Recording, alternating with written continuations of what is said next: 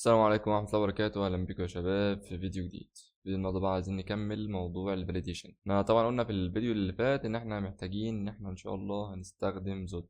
تعالى بقى كده نعرف إيه هي زد ديت ونشوف هنستخدمها إزاي. طبعا عشان تسيرش طبعا هتكتب زد npm لأنها طبعا موجودة على npm، ونستنى كده ونخش على زد. ده كده الدوكيومنتيشن بتاعهم. تعالى كده ننزل تحت. هنا بيقول لك وات الزد. هنا ده بيعرفك طبعا ايه هي الزد وبتعمل ايه وكده. هنا طبعا الانستليشن بتاعها محتاجين كده ناخده كوبي عشان ننزلها عندنا. ونيجي هنا كده قبل ما تنزل تعالى نخش على الدوكيومنتيشن. هنا بيعرفك ازاي تستخدم زد. هنا بتستدعيها الاول وبعد كده بتعمل لها حاجه اسمها سكيما، وبعد كده بتحط القيم بتاعتك اللي هو البادي بتاعنا، وبتقول مثلا اليوزر نيم دوت عايزه يكون سترينج، عايزه يكون اوبشنال، عايزه مثلا المين بتاعه من كذا لكذا وهكذا. طبعا كل دوت بيشرح لك بقى ازاي تستخدمها وايه الحاجات اللي جواها وحاجات كتير كده جدا. طبعا هنا برضو حاجه مهمه. هنا بيقول لك بقى هنا بلاير سيف بارس. هنا دلوقتي لما بتحتاج انك تستخرج الداتا او بعد الداتا لما يتعمل لها فاليديشن بترجعها طبعا في الريزلت. لو الريزلت دوت بيطلع بسكسس بترو والدنيا جميله وزي الفل تمام هيكمل، لكن لو في حاجه حصلت فهيطلع لك ايرور. طبعا هنخش بقى في الكود جوه وهنفهم كل الحاجات دي. تعال بقى نخش زي الفل. هي كده نزلت اهيت. تعالى بقى اول حاجه محتاجين ان احنا نستخدم زد، فاحنا محتاجين نعمل لها ايه؟ امبورت الاول. فنقول له امبورت وهنحط علامه الستار وبعد كده نقول له از زي او زد وبعد كده فروم زد. دلوقتي علامه الستار دي بتعبر عن ايه؟ بتعبر عن انك هات لي كل حاجه جوه المكتبه دي او اللايبراري دي تحطها لي في الزد ده. تمام زي الفل. دلوقتي محتاجين نقول له ايه؟ محتاجين بقى نعمل حاجه اسمها سكيما. تعالى نعرف يعني ايه. دلوقتي هنقول له مثلا كونست create product schema، بعد كده نقول له z dot object، بعد كده ندخل القيم اللي احنا عايزينها. زي مثلا عندك مثلا النيم. تعالى كده نقول له نيم.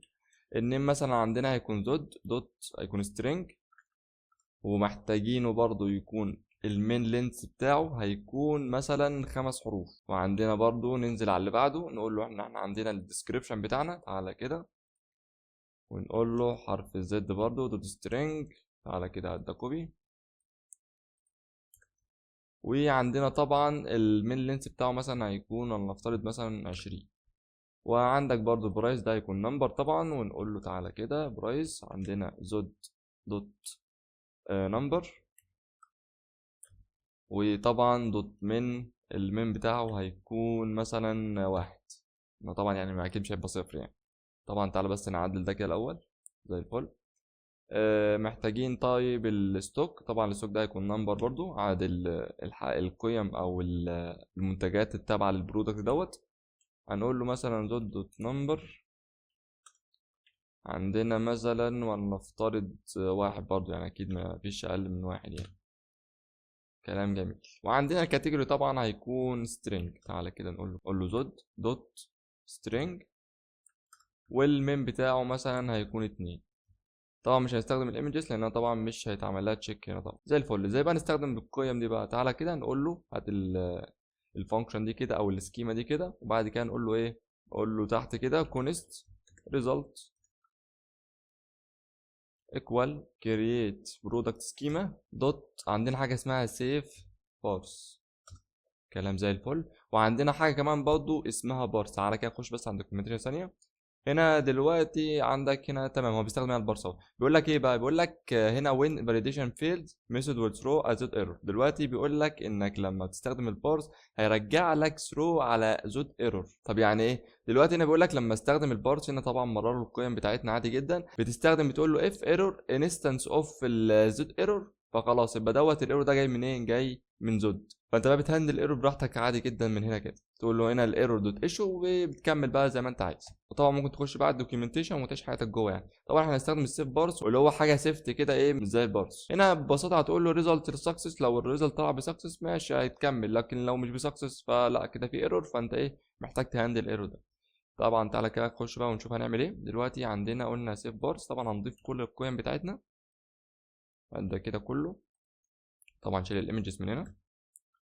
كلام زي الفل. بعد كده هنقول له ايه؟ هنقول له if لو الريزلت دوت سكسس يعني احنا عايزين بقى لو هي مش بسكسس، هي كده كده سكسس، لكن احنا عايزينها لو مش بسكسس، فهنقول له ايه نوت. يبقى نوت ريزلت سكسس، لو هي مش بسكسس هترجع لي ايرور بقى. قول لي مثلا نيكست نيو ايرور، ونقول له مثلا قول له فاليديشن ايرور، فاليديشن ايرور. كلام زي الفل، وسيف وتعالى نتست. تعالى كده نخش على بوست مان. طبعا هنا النيم كنا قايلين ان هو هيشيل 5 كاركتر بس، يعني اقل من 5 كاركترز مش ايه مش هيسمح. كلام زي الفل. تعالى ننقصهم طيب كده، وتعالى نعمل سند. طبعا تعالى على البادي هنا كده، هنا قال لك فاليديشن ايرور. لو محتاجين برضه نوضح الايرور اكتر، تعالى كده نشيل دوت كده، نقول له ريزلت دوت، في حاجه اسمها ايرور تقريبا، ايوه موجوده اهيت. تعالى كده نسيف، وتعالى نعمل تاني، نعمل سند.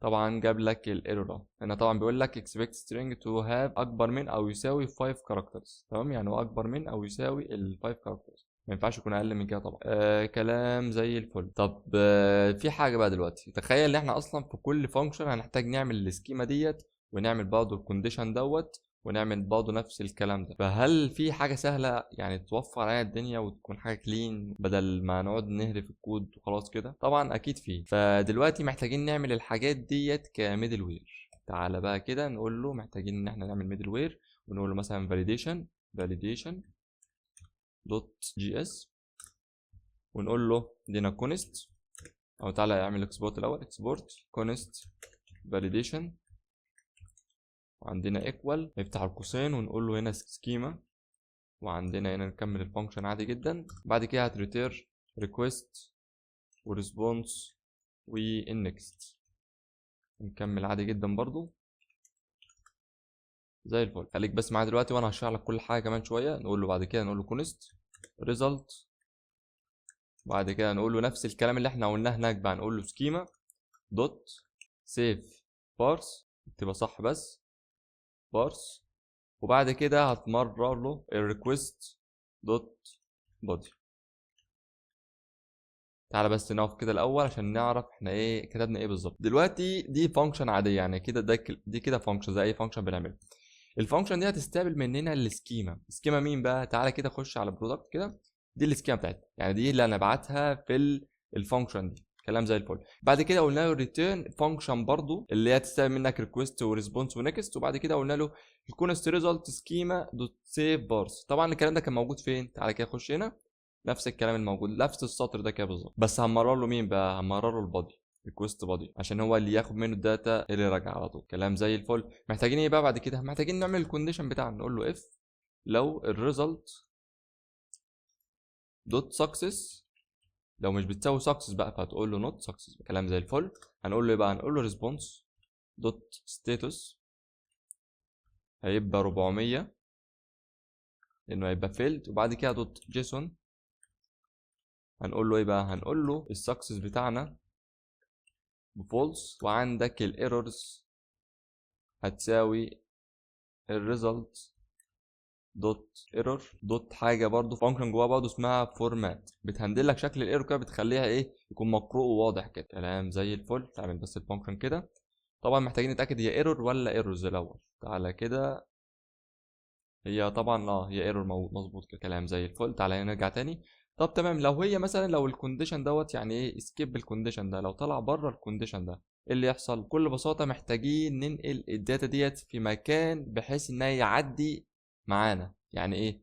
بمعنى دلوقتي الفانكشن ديت او الميدل وير دوت طبعا بيتمرر فين؟ بيتمرر في الراوت هنا، هنمرره في اي مكان هنا كده.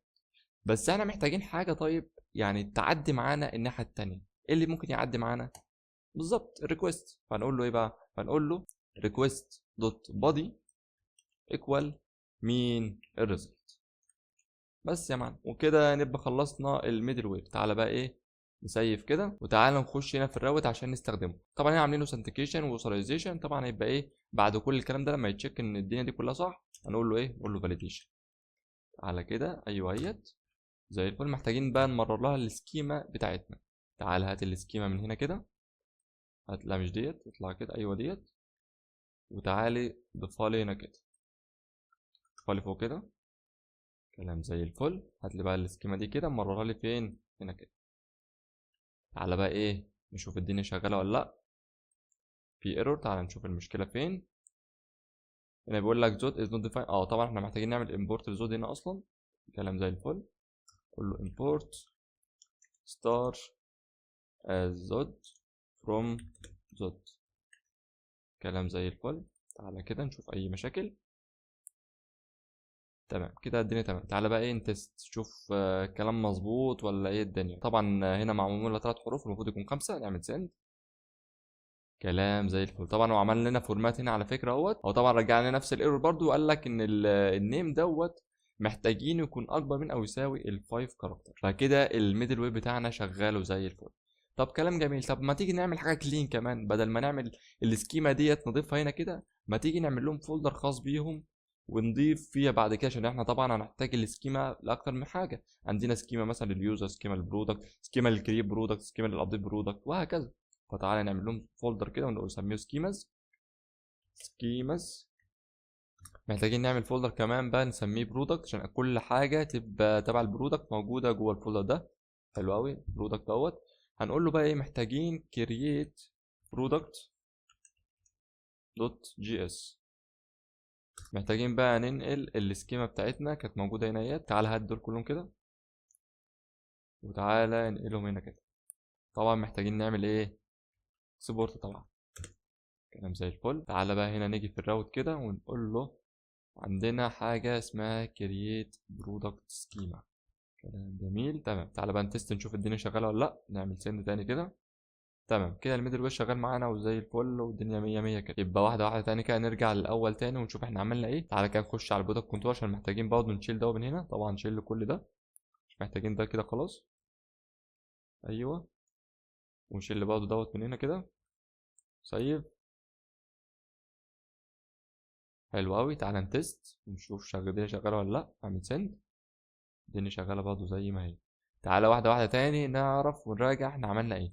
اول حاجه دلوقتي كنا محتاجين طبعا ان احنا نعمل الفاليديشن بتاعنا. فقلنا في الفاليديشن محتاجين نستخدم زود زي الفل.